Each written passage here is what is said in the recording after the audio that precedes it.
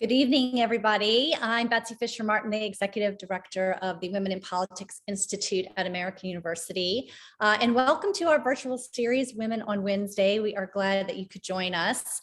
To those of you new to one of our events, WPI is a nonprofit and nonpartisan institute in AU's School of Public Affairs that aims to close the gender gap in political leadership. And we offer academic and practical campaign training, and we facilitate research and discussions like this on women in politics and leadership. And tonight, we want to take you behind the scenes of how the website Backpage, notorious, of course, as the world's largest sex trafficking operation, was shut down.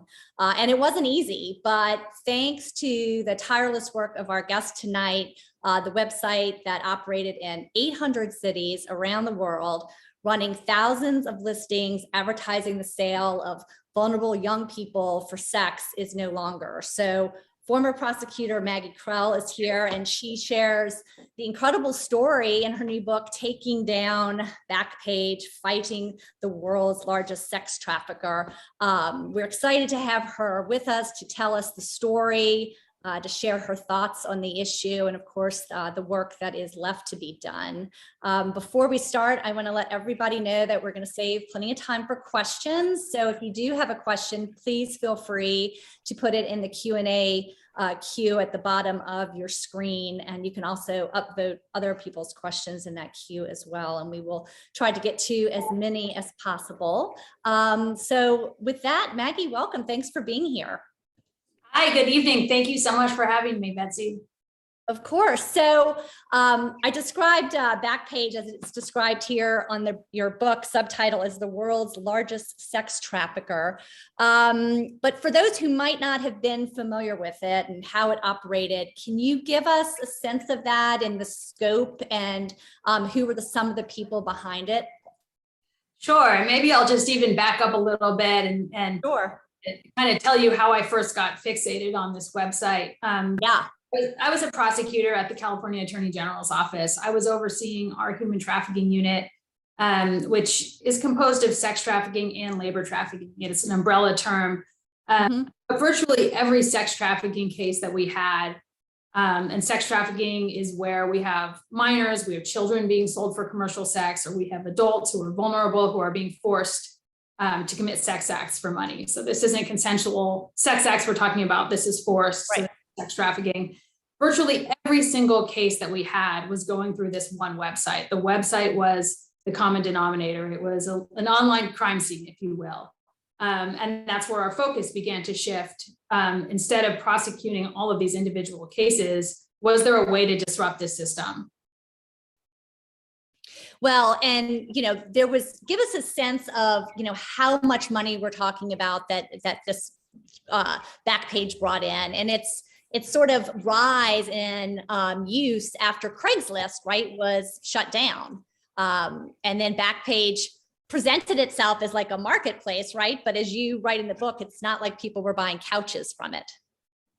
That's right. I mean, we saw this really rapid rise of Backpage, into more than 800 cities throughout the world, a handle of millions of dollars each month, hundreds, if not thousands of people being sold.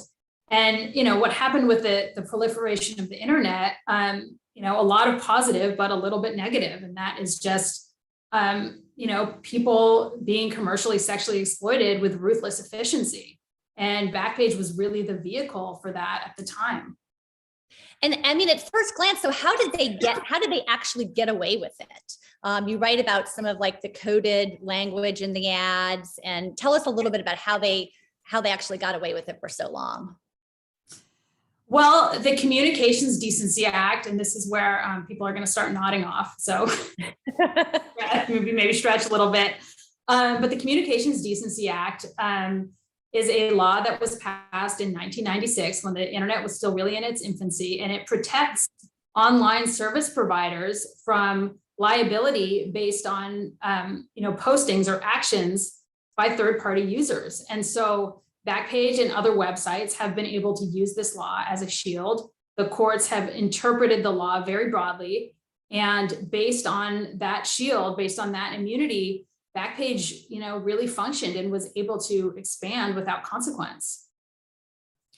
And so today, if you go on to the Backpage site, this is what you see. So not to be a major spoiler in the book, but this was something that, you really helped orchestrate. And I know you started talking about, the beginnings of how you got really focused on Backpage, but can you just give us a sense of, what you had to go through and the stories that you tell in the book about trying to really target sex trafficking and how all roads led back to this website?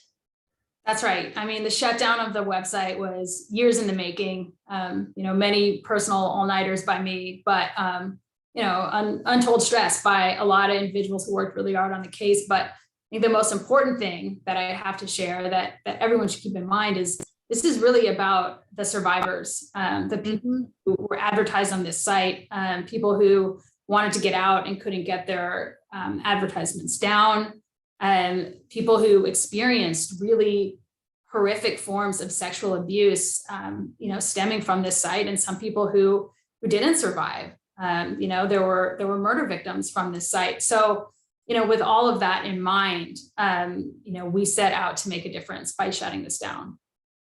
And you write in the book about how you, at one point, had 3, what you called sticky note goals. One of them, of course, being shutting down the website, getting a felony conviction, right, for the guys that were running this. And then, of course, fixing that Communications Decency Act that you mentioned. But, the shutdown of the website, they were, like you said, hiding behind this Communications Decency Act. So talk a little bit about how you started to actually gather evidence in the case, and where did that lead you in your sort of laser focus on shutting down the website? And how did you even get there? How did you get to, get the warrants to get the evidence you needed? Sure. And the 3 sticky note goals came from, it's just like the yellow sticky note. Maybe that dates me in my investigation a little bit. I know everybody just has that on their computer, but for me, it was an actual note with my actual handwriting and actual pen that probably only I could read. After a meeting that I had, with a leader in the movement who is also a survivor, and she was explaining how she was working with teenagers who just were in disbelief that all of this was illegal, since it was so easy, for people to just be sold on the site, that they're pimps or their boyfriends, as they would call them, or really their traffickers, were putting up ads, and that the fact that it was happening so easily sort of made them this kind of purchasable class of people where it seemed like it was okay, and that we need to be able to send a message back. And that's kind of, that meeting, because I remember her and I both sort of being in disbelief that this was legal. How could it possibly be? How could there be a law that would allow something on the internet that clearly wouldn't be allowed on a street corner? And so that's really, the note was, if that's really what the law does, we need to fix it. But first we need to figure out if we can shut this site down, and we need to arrest the person behind it. So that was really the story behind the goals. And I just sort of put it on the little sliding shelf where my keyboard came out of, and I would just kind of occasionally look at them. And that, became the template for the goals of the case. But building this case was hard. I mean, we had to figure out how the site operated, who was operating it from a daily basis, whether the owners of the site knew what was actually happening on the site, what efforts had been made to, reach out to see, whether there were, other things that they could be doing to prevent child trafficking on their site, the scope of how many victims there actually were, what internally the site was doing, either to prevent or report sex abuse. So, we had a lot of questions that we needed to answer before we went in with warrants or anything like that. But slowly and methodically, we started building this investigation. We put up an ad with an undercover officer to see, what kind of traffic that would get. We also, as you alluded to, put up an ad for a couch to see whether the other sections of the site were really legitimate sections or not. I think within a 48-hour period, we got 800 or so calls on our commercial sex ad, and no calls on the well-priced couch. So that answered that. We also did kind of a reverse of that operation where we combed through ads just to see whether there were any expectations for anyone who was being advertised other than commercial sex. We had gotten the list from another nonprofit we were working with. They had kind of some algorithms they were using, because again, we're trying to find sex trafficking victims here. We're trying to find children who are on the site, people who are being trafficked on the site, knowing that some of the people on the site, might be, willing participants, if you will. I mean, there's kind of an entire spectrum out there, and we wanted to acknowledge that. But we got this list that were suspected to be minors, and we called through and we set up meetings with the people on the site. And sure enough, there was just one purpose. I mean, people were only using the ad for commercial sex. That's really, what it amounted to. So once that was clear, we started having a better idea of, what we could be pinning our case on. We had other contacts with the National Center for Missing and Exploited Children. They shared evidence that they had gathered with us, some notes, some meetings, that sort of thing. And eventually we were able to determine, we were able to determine the identity of the CEO and the co-owners and the CEO's email address. And then once you had the email address, you were actually able to, I guess, get a warrant then to go to Google, right, and get some of the emails. Right. And that was a real inflection point in the case. We were able to interact with the owner. And based on that interaction, we were able to, identify, and this is how you build probable cause. Of course, it's much case like this, but basically, you need to show that evidence of a felony is likely to be at a particular location. And in our situation, the location was, an email address. And so that's what we were able to lay out. That's the very first warrant that a Placer County, California judge signed off on. And with that warrant, we went to Google. Google held the email servers for this particular suspect. And then based on that evidence, which, as you can imagine, took a while to compile, and took a while to get to us, and took a while to be scraped for privilege and all of those fun legal hoops. But after all of that, we were able to review evidence that showed us the scope of the operation, the amount of, money that we were talking about, the other people involved, and that really kind of got us to the next level of the case. And because you had to show, in order to get around sort of the Communications Decency Act, that the owners of this operation were not just simply a publishing platform, that they had some sort of control, editorial control, if you will, of how the ads were generated. Is that right? That was part of the strategy. Yeah. And you were able to tell that from the emails, right? Yes. I mean, well, yeah, we had some indication of that. I mean, we're trying to do a few different things.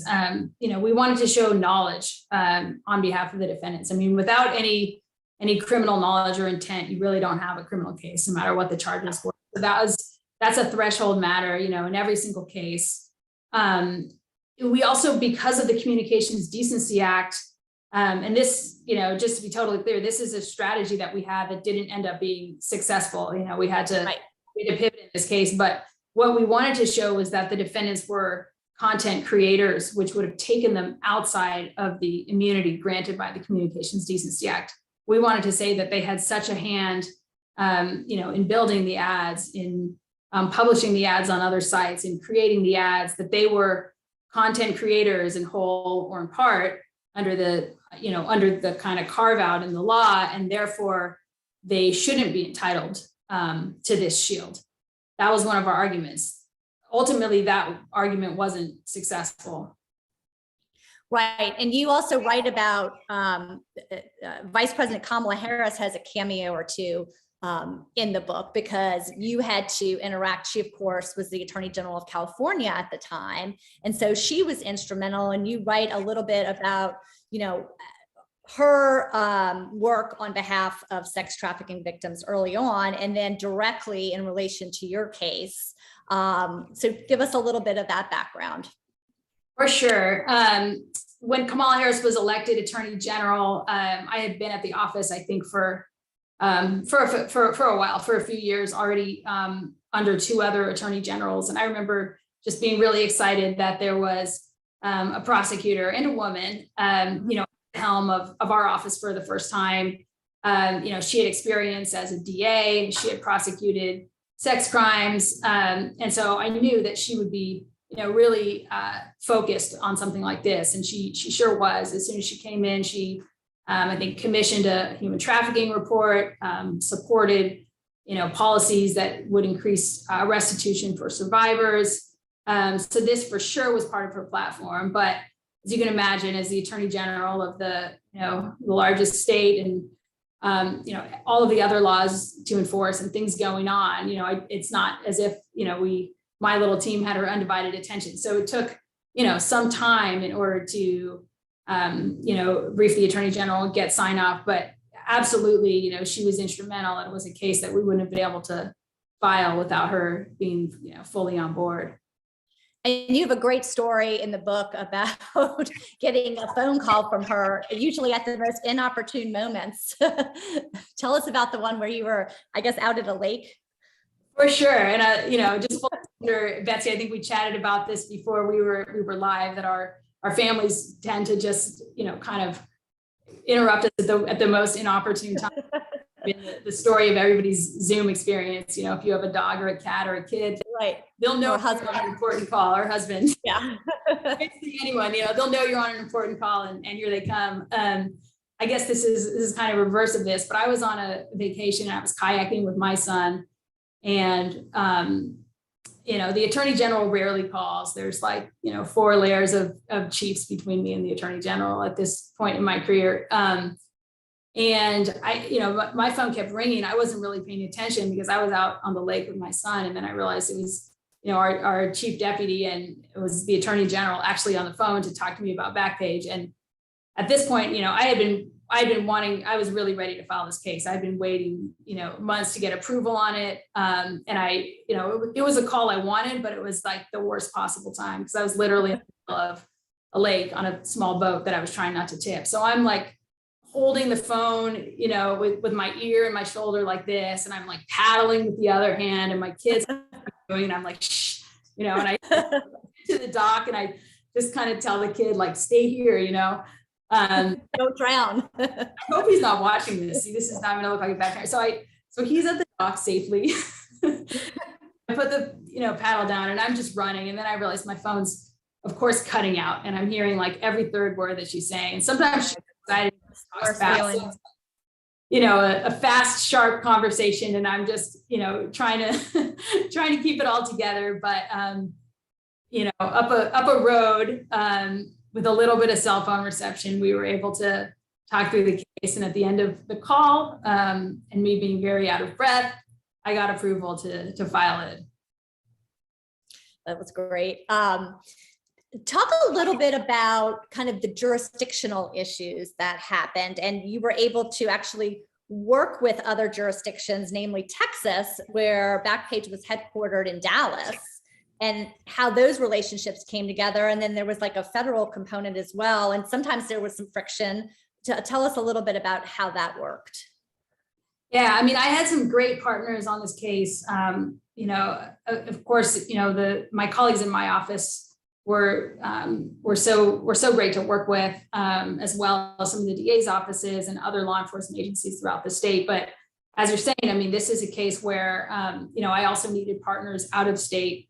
So kind of on a whim, I called there was a press release about a new human trafficking unit in Texas. And so I called, who sounded a lot like my counterpart in Texas, and just kind of introduced myself, and we started talking about, what was going on with human trafficking in our states, what kind of resources were available for survivors. how we needed more, how to get law enforcement more focused on this, just all of that. And we just really hit it off and clicked right away. And then I talked to her about Backpage, and I said, they're headquartered in your state. And, she was kind of like, oh, really? And so, we sort of decided we would start working together. And honestly, without Texas's cooperation, it would have been pretty difficult. I don't know how we would have pulled off the operation. So it was really great to be able to work with Texas, the feds as well. I mean,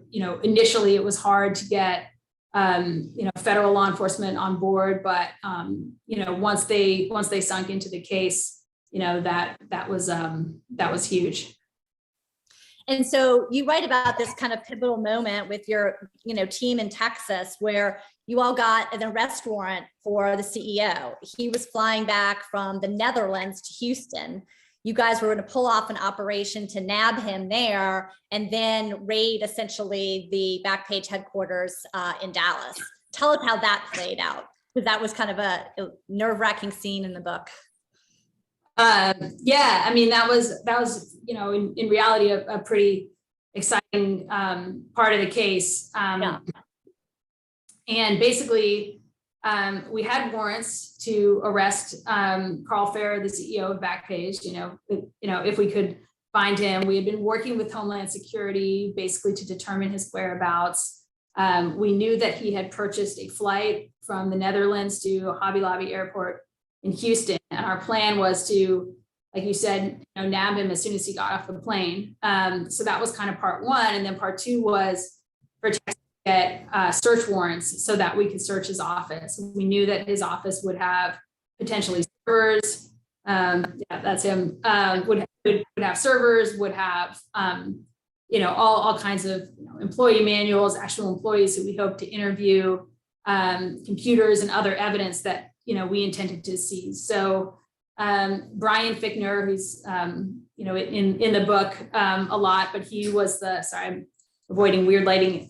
He the lead investigator in the case in California. So he and I went to Texas together. We met up with our counterparts from the Texas Attorney General's office and went through the plan. And then Brian and I split up. He went to Texas and he was going to be part of the arrest, and I was going to stay in Dallas to be part of the search of the office. And it was kind of one of those plane rides that went by so slowly, because we didn't know if he'd for sure get on the flight. And there were all these contingencies. If he got wind of our operation, would he not get on the flight? Would he just not get on the flight because he changed his plans? Would the flight get delayed? So there were so many, kind of things that could go wrong, and we were just sort of waiting. And then we got confirmation that he boarded the flight. So we were like, great, we've got 11 hours, but it wasn't like we could go into the office early, because we didn't want to go in the office until he was secured. And right, because you didn't want to tip him off. We didn't want to tip him off. We didn't want, the employees to be able to communicate with him. So there we kind of were. So we were waiting. So that was just a really, angst-filled period of time where I was literally like monitoring his flight on United.com while it, traversed the globe. But eventually it landed, and we got the signal that he had been arrested without incident. The Texas agents, went into the office, just basically started searching. I got the signal that I could go in, and we began the search. And then I don't know if you meant for me to tell this part, but while we're doing spoiler alerts, sure. I then got a message that he was already trying to post bail out of the jail in Houston. I had thought that he wouldn't be able to post bail until after we went through an extradition hearing, which is what you do when you're trying to get a fugitive from, one state to another. Right. I then had to get myself, quickly from Dallas to Houston to get to the court to talk the judge out of letting him out. And that was kind of the second part of what turned out to be a very long kind of 3-day day for me. But we ended up working out a deal to get him back to California, where he was arraigned a couple days later in Sacramento. And what sort of evidence were you able to pick up from that operation at the headquarters? Well, we were able to, we did a lot of different warrants at that point, and what ended up being really significant was search warrants that we did for bank records. Mhm. As we'll probably get to later, the charges that he ended up pleading to were money laundering charges, and based on the bank records that we were able to seize at the time. But during the rush of the search, I mean, we really were looking for any kind of documentation, meetings, manuals, notes between employees, financial records. At that point, you're really taking anything that you have authorization from the warrant to seize, and then you really go back to your office and you say, hey, dig through. Yeah. Can I use? Yeah. And so you go back to California, and this is sort of like the heartbreaking part of the story, is that you go through all this and the judge tosses the charges. Right. That was crushing. It had to be, right?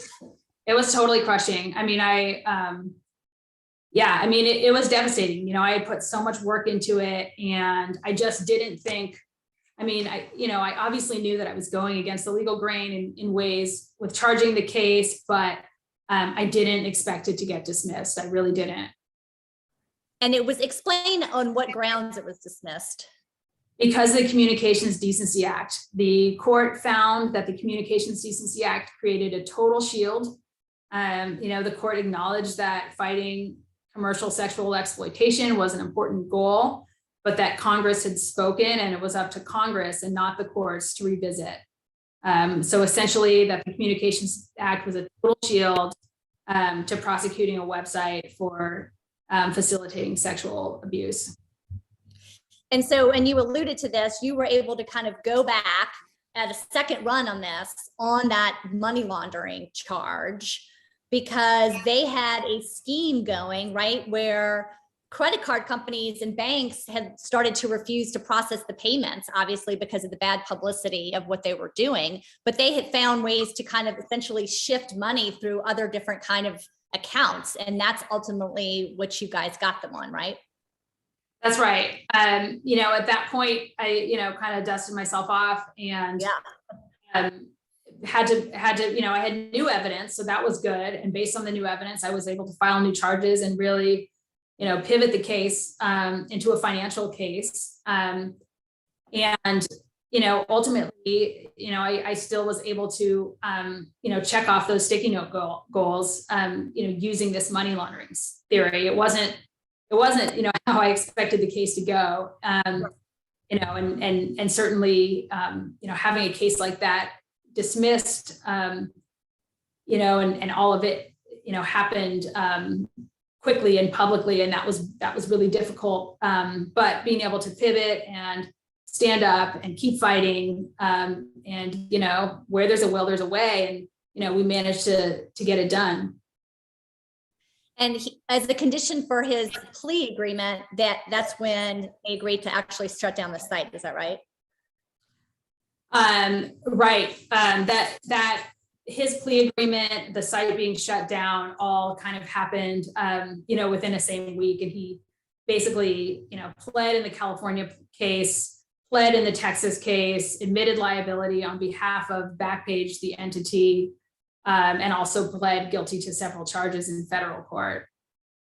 And at the same time as all of that was happening, Congress actually passed, and the president at the time signed the FOSTA-SESTA, Stop Enabling Sex Trafficking Act, which created an exception to the otherwise broad immunity afforded by Section 230. So that was a slight change in the law that occurred in 2018, based in part on some of the battles that we had going on. Yeah, because I wanted to ask you about that too. I mean, does what happened in the case, did the awareness and the publicity around the case, do you think drove Congress to take action? I'm sure that there were people, of course, lobbying for it, but was that a significant component of it?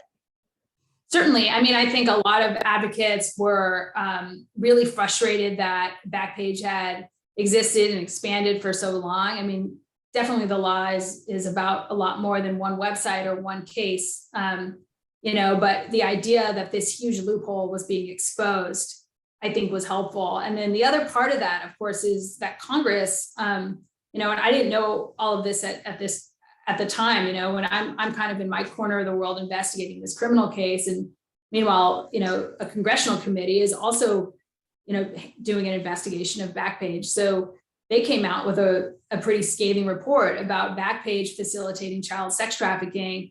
And that came out, just a few months after the first round of my case got dismissed. So that was really a game changer. And I think that report from Congress getting sent to the U.S. Attorney's Office also helped spur, more action from the federal government, and certainly put more daylight on what was happening. Right. And then just in terms of like where things are now, and I know you're no longer in the prosecutor's office, but there is sort of this outstanding, these are the two co-founders, right, of Backpage, and they are still going through the legal system, right, in terms of the case against them.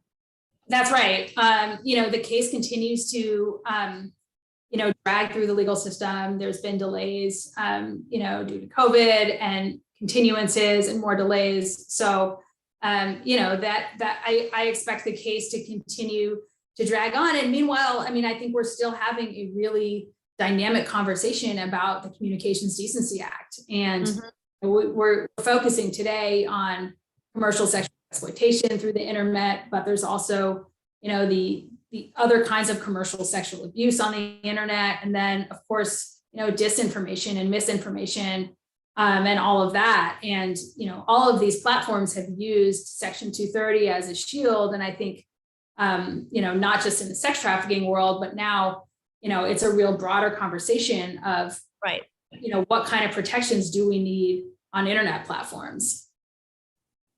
Right. And you write about, though, sort of where we are now in terms of, human trafficking, sex trafficking in sort of this post Backpage era, now that the site has been shut down, and there's been a dramatic decline, thankfully, and I guess not too surprisingly, because Backpage isn't there any longer. I think we have to be, pretty blunt and pretty honest about that. I don't think that really a decline in sex trafficking. I think part of the problem is we don't have great data, great on it. It's an underreported crime. Victims don't necessarily self-identify as victims. I think there's a lot of gaps, probably too many gaps for me to say that. What I can say is, right after the site was shut down, there were some analytics reports showing that there was a dip in demand and a dip in supply, at least online. But what I can tell just from law enforcement and other, nonprofit sources who are working every day is that there's still no shortage really, of vulnerable people who are being sold for sex. So I think we have to continue to, build up support systems, focus on prevention, and then of course continue to hold, traffickers and those that facilitate trafficking accountable. Right. And just beyond kind of the criminal justice system, you write a little bit about this in the book too, like what else is needed aside from that criminal justice response to address kind of the root causes that we see and trying to help the victims? Well, I think, and I talk about this a little bit in the book, what we've seen is a disproportionate number of victims who are coming from the child welfare system, foster kids who are sexually abused in the home. And so when we know that certain kinds of kids are, disproportionately targeted and more likely to be vulnerable, I think we have to look at what kind of support systems we have in place for these kids and for their families. One organization I wanted to highlight, and there's so many organizations that I've had the privilege to work with in this space, but Three Strands Global Foundation, hopefully their website's in the chat. Yeah, but we're gonna put that in the chat. Awesome. They're a national organization and they've rolled out a prevention curriculum. California law actually requires human trafficking prevention to be taught in public schools. Other states are looking at that as well. But I think the benefit of that sort of thing is you're really arming kids with the knowledge they need to have to protect themselves and protect each other. It's healthy relationships. It's not getting taken advantage of. It's awareness online. I think with the pandemic, the internet became, even more of a necessity. And certainly the amount of screen time, meant, more exposure, to different forms of, online sexual abuse. And so I think to combat that, we really need to help kids have the skill set to prevent it and, to be able to see the signs and protect themselves. We do have a few questions. I want to get to a couple of those. This is along a similar point. This is from Jennifer. She says, how do we respond to the charges that taking down Backpage diverts commercial sex to more risky forums? She says, it seems that the larger conversation focuses on the few women that choose this work and not vulnerable women or underage girls. I think it's a good point. It's well taken. My focus in prosecuting this case and the work I've been doing have been those who are not there, on their own free will. They are either being forced or coerced by, manipulative traffickers. In cases, they're kids. We saw kids as young as 12. I know other departments have even seen kids younger than that. So I think we absolutely have to, do everything we can to, to support people and give them exit strategies. I think when it comes to, and there's a spectrum out there, I think that sometimes it's sort of our law is kind of black and white, and they're either there's defendants and there's victims and there's sex trafficking victims and there's sex workers. But for a lot of these people, it can be kind of a continuum. Someone might be a sex trafficking victim, and then that's the only life they ever know. And even if they don't have a trafficker, they're just out there because they have nowhere to stay and no money and no support. So I think when it comes to addressing that, we really need to look at a more multifaceted approach and be able to offer real exit strategies for people who don't want to be selling their body for commercial sex, but don't feel that they have other options. In terms of just, what that looks like, it's a lot, it's counseling, it's health services, it's job training, it's housing, and it takes a lot of support. I've walked with survivors, who have just had their lives devastated by sex trafficking, and it takes, many interventions in many years and a lot of services to really help them be, successful. Was there, and you write about a couple of the survivors in the book, but is there one that you could maybe highlight for us a little bit about her story, and maybe, was there one in particular that was significant in the investigation, or that you, formed a bond with, in a sense, throughout this process? Sure. I think for everyone, everyone who's in the book and all the survivors I met with along the way, this story, is really about all of them. And and the entire human trafficking movement, has been powered by survivors, survivors who escaped, survivors who told their stories, and survivors who, insisted on, justice and dignity for all of us. I guess I'd like to highlight the work of Karisa Phelps, who's the person that I had the meeting with, who insisted on the shutdown of Backpage before I even really believed it was possible. She would never want to be defined as a survivor, honestly, because she's so many other things and wouldn't want to be defined by those experiences, but they certainly propelled her. And, she's a lawyer. She runs a law firm, human trafficking department. And really, her success and her belief in the movement and her ability to mentor other survivors has really been a game changer in the anti-human trafficking movement. Let's see, we have another question from Vanessa. And she says, as you had mentioned, it was nice to have a fellow woman in the department when Kamala Harris became Attorney General. She asked, how is it like to work? How how is it like to work in a male-dominated field? As you may have alluded to, what are some of the lessons that you learned? For sure. I mean, it's a good point. It's not one that I exclusively share. I know, Betsy, I'm sure you've had a career where you've, clearly broken glass ceilings and, worked in a field, that's male dominated as well. So, you could answer this too. And I'm sure a lot of women listening to this now could answer it as well. I mean, I remember times when I went to court and the clerk and the bailiff were waiting for the prosecutor to arrive. Right. Because it couldn't possibly be little old me, I mean, now I'll kind of take it, I think it's certainly a challenge. It was more challenging for the women, who came before me, and hopefully will be less challenging for the women coming through it now.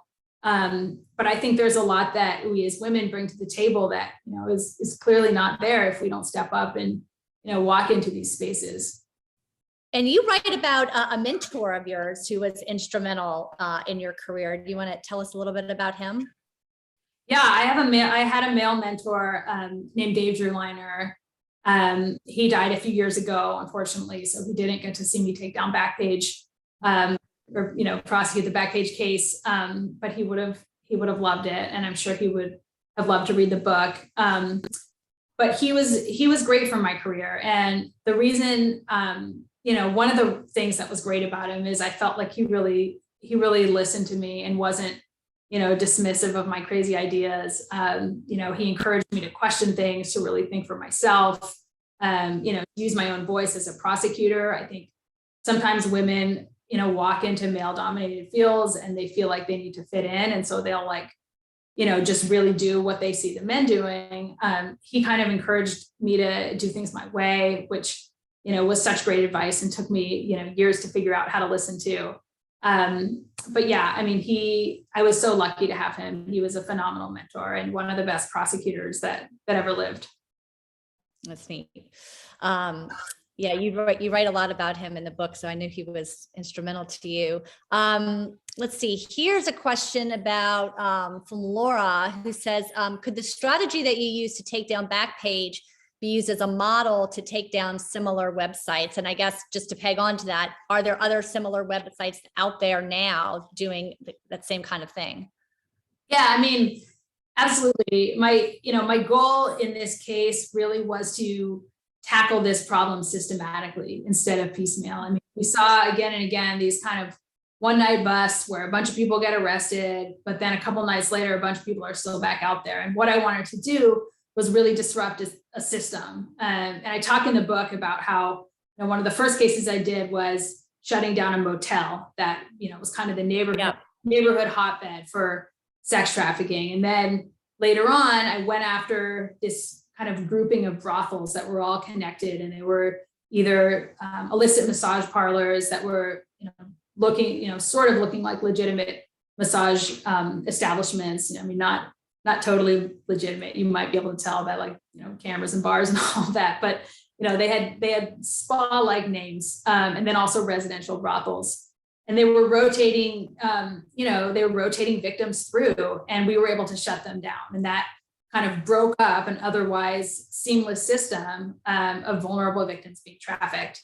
And so when I went after Backpage, it was really, to me, kind of the same strategy, but just on a much worldwide larger scale. It was a systematic way to disrupt something that was illegal. And so I think, what I hope one of the take homes from the book is that, yes, this is absolutely a roadmap that, if we want to disrupt human trafficking, we have to be able to go after the systems that are enabling it.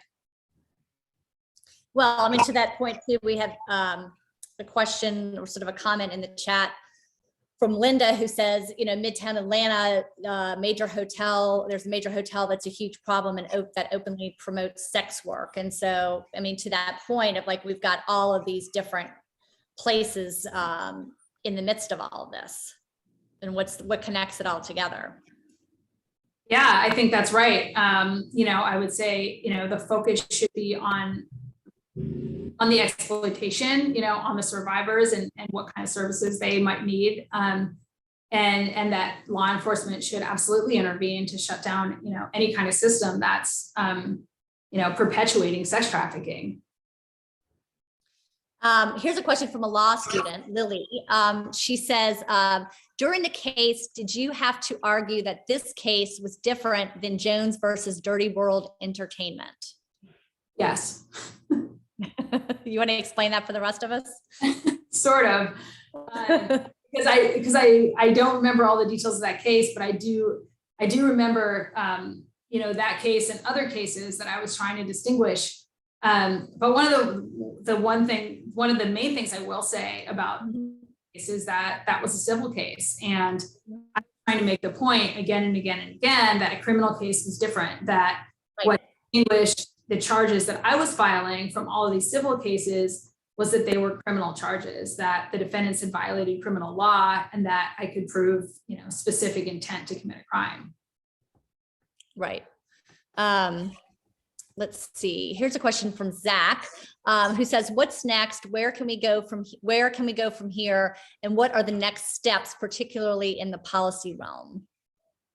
Great question. I think I've already touched a little bit on, kind of some of the prevention work that I think we should be doing as a society. And I would just expand that. I think the training is really important, for law enforcement to be trauma informed and to be able to look out for flags of trafficking. I mean, we're still seeing cases where survivors are, being criminalized and being, swept up into, criminal charges of their own and not being treated as victims. And, in some cases it's complicated, it might be a little bit of both, but we have to be able to treat, victims as victims and meet their needs as best we can.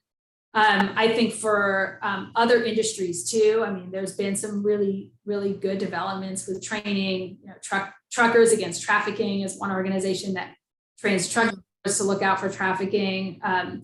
Some health systems, hospital workers, clinic workers, healthcare workers, in some parts of the United States are trained. That can be really, really important and a powerful tool.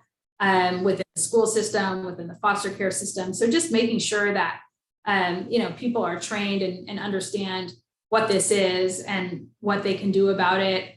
In terms of policy, I mean, I think we're still kind of struggling with the Communications Decency Act and what we can do to compel platforms to do a better job. Really, they haven't done an adequate job policing themselves. And so to incentivize enforcing their terms of use and their own agreements, working, from a consumer protection standpoint, I think there's more we can do in those areas, and certainly that would help prevent human trafficking. I think focusing on the underserved victim populations is really important. Just seeing how, a disproportionate number of girls and women of color are victims of trafficking. So I think we need to keep that in mind as we're, investing in underserved communities. This is a question from Kaylee.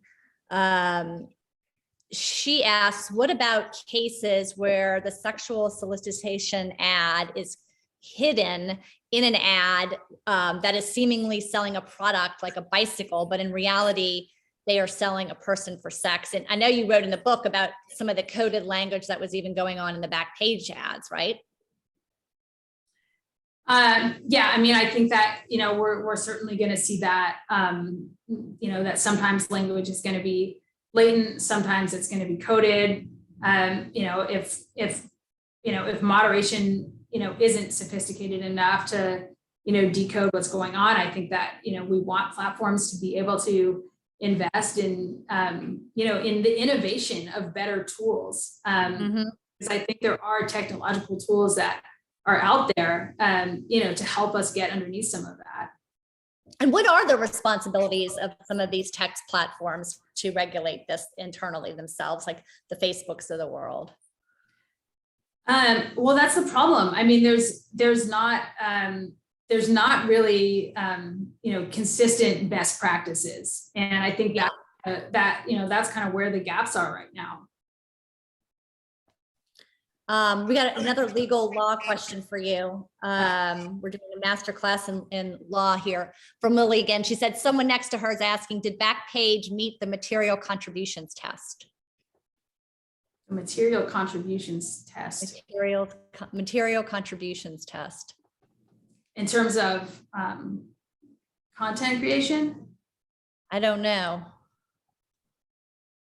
I don't think the court has, to my knowledge, I don't think the court's made a finding on that. Okay, interesting.